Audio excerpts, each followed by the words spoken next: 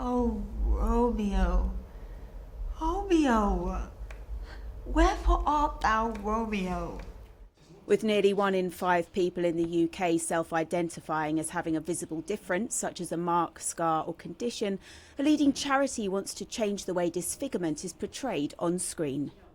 Crystal was diagnosed with bone cancer in her upper jaw when she was 18. Her facial difference has opened her eyes to stigma on screen and off. Pre-cancer, I wasn't aware of how people who have facial differences were villainized or victimized.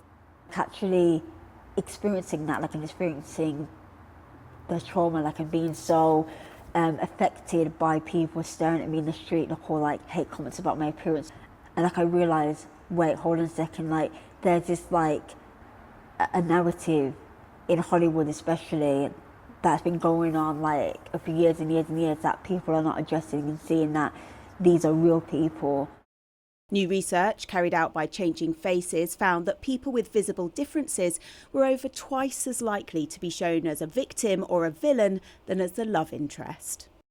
Women with visible differences are rarely seen on screen. You often see what I call pretty disabilities, which is a disability that is not going to affect the physical perfection of the actress. And it will also allow for an A-list, usually non-disabled actress to continue to play the characters. For years, film and TV have used scars, burns and birthmarks as a shorthand for villainy, from superhero films, family musicals to space operas, and the world's best-known spy franchise over many decades. Shall I hear more, or shall I speak at this? Romeo was a year old when an accident left him with burns on his chest, neck and stomach. His visible difference has, at times, affected his casting. Because of my scar on my neck, it looks like I've been stabbed.